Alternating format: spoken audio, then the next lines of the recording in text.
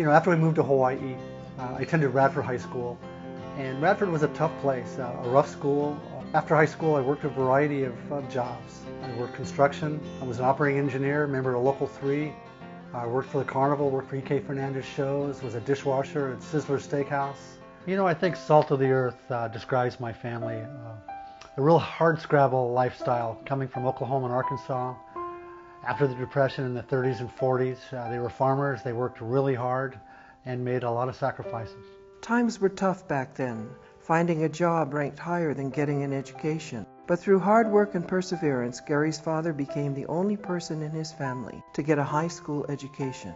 Later in life, I also realized that education was important to me. And while raising my family and operating my business, I went back to school on weekends and in the evenings and got my college degree. And I'm proud to say that I'm the only person in my family also to ever graduate from college. I met my wife while driving a pedicab in Waikiki in 1979.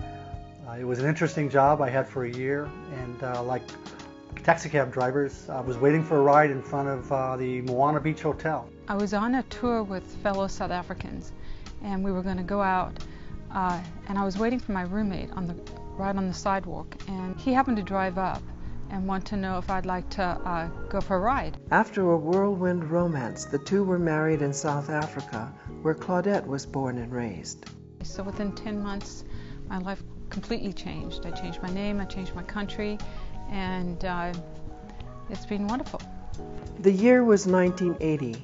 After getting married, Gary and Claudette left Oahu for Kauai, where Gary was offered a job to work at the Fun Factory by his former employer.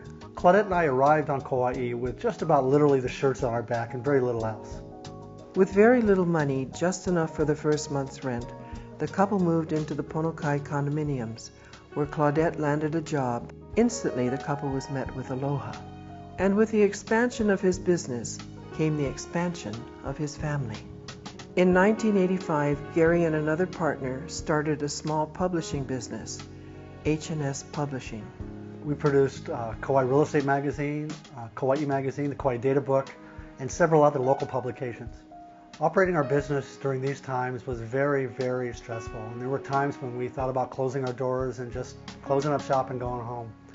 But we stuck it out, we worked hard, we worked smart, and eventually we were able to turn the business around and begin earning a profit. And in 1992, H&S Publishing was named Kauai Media Advocate of the Year by the U.S. Small Business Administration. In 1997, the Kauai Chamber of Commerce named Hooser the Kauai Entrepreneur of the Year.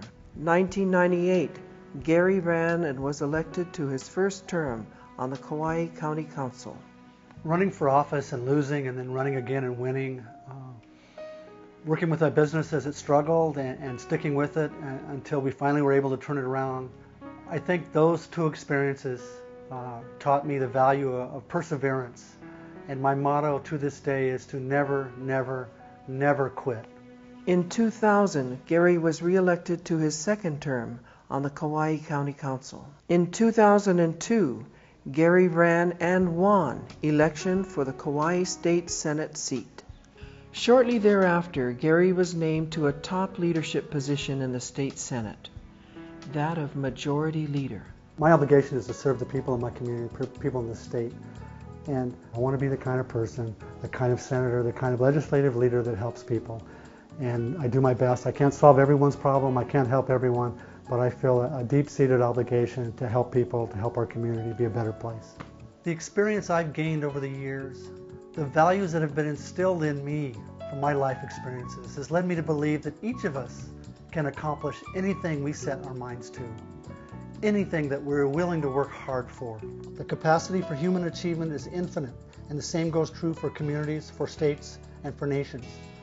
I think that if we set our goals high, like I've tried to do in my life, and our community sets their goals high, and we work together and focus and work creatively in solving our challenges and issues, we as a community can achieve anything we set our minds to.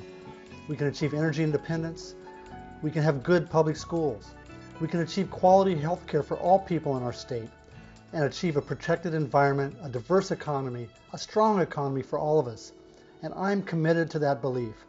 I'm committed to working together, and at the core is a belief that we can do it through hard work, through focus, through creative problem solving and relentless perseverance, we can achieve our goals both as individuals and as a community.